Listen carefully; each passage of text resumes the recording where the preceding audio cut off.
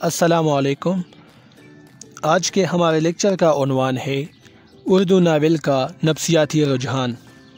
اگر آپ میرے دوسرے لیکچرز دیکھنا چاہتے ہیں تو پلے لسٹ کو دیکھ لیجئے، وہاں پر BS اردو کے حوالے سے آپ کو بے شمار لیکچرز دیکھنے کو ملیں گے۔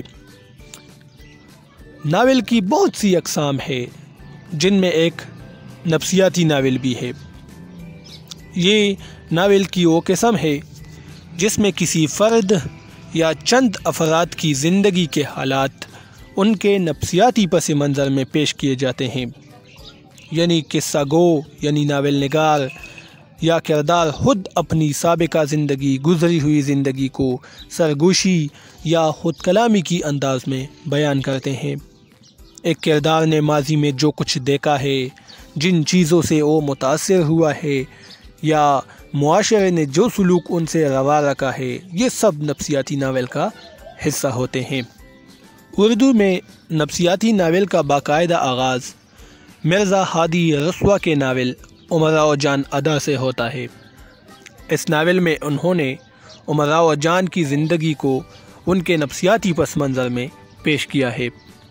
امراء جان بظاہر ایک شریف گھرانے سے تعلق رکھتی ہے اور وہ طوائف بننا پسند نہیں کرتی، لیکن حالات انہیں ایسا کرنے پر مجبور کر دیتی ہے۔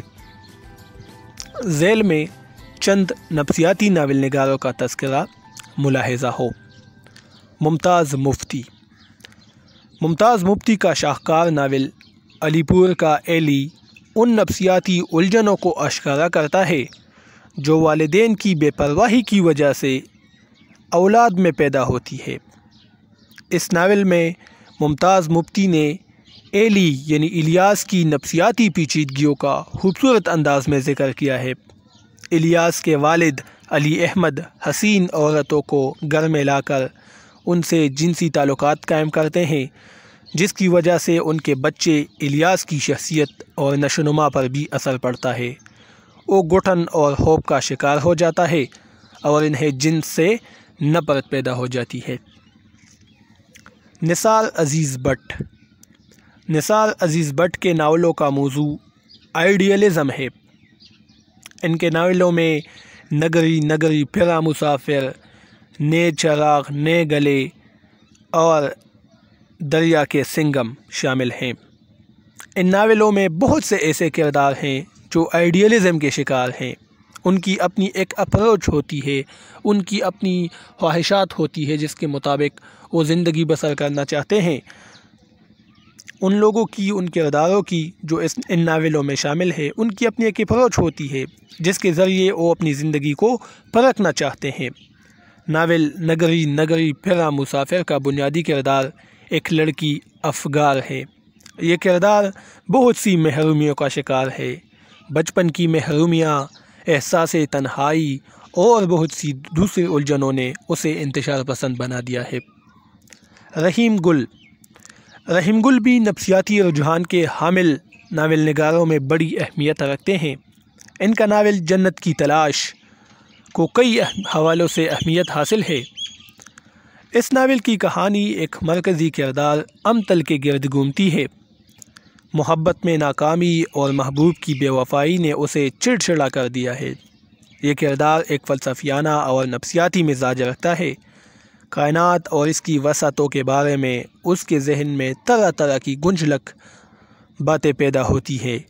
محبت میں ناکامی کی بنا پر اسے پھر کسی کی محبت پر بھی یقین نہیں ہوتی اور ہر وقت اس بے یقینی کی وجہ سے سوچتی رہتی ہے۔ صدیق سالک۔ نفسیاتی ناول کی روایت کو آگے بڑھانے میں صدیق سالک نے بھی نمایاں کردار ادا کیا ہے۔ اس حوالے سے ان کا ناول پریشر کوکر کا ذکر ضروری ہے کہ جس میں انہوں نے ایک کردار فطرت کا نفسیاتی تجزیہ کیا ہے۔ صدیق سالک اس ناول میں کہتے ہیں کہ معاشرہ اور فنکار کا ذہن اور داخلی سوچ جب بھی آپس میں ٹکراتے ہیں تو حالات بگڑ جاتے ہیں۔ یہ کردار یعنی فطرت ایک مصور ہے، تصویر بنانے والا ہے، اور اس کا ذہن ایک پریشر کوکر کی طرح ہے معاشرے کی بے جا قدغنوں پابندیوں سے اس کے ذہن کے اندر لاوا پکتا ہے اور پوری شدت کے ساتھ باہر نکلنے کی کوشش کرتا ہے، جس طرح کی پریشر کوکر میں ہوتا ہے۔ جیلانی بانو کے ناولوں میں زندگی کے گہرے مشاہدے ہیں۔ حیدرآباد دکن میں معاشرہ جس طرح دولت کی فراوانی سے، دولت کی زیادتی سے غلط راستے پر گامزن ہو گیا تھا اور جنسی بے راہ روی عام ہو گئی تھی، اس کے اثرات عام لوگوں پر بھی پڑے اور اس کے ساتھ ساتھ منافقت بھی عام ہو گئی۔ جیلانی بانو نے اس گلے سڑے ناسوروں کو اپنا موضوع بنایا۔ ان کا ایک ناول ایوان غزل میں یہی تصویر نمایاں ہے۔ تو یہ آج کی ویڈیو تھی، امید ہے آپ لوگوں کو پسند آ چکی ہوگی۔ اب مجھے اجازت دیجیے، اللہ حافظ۔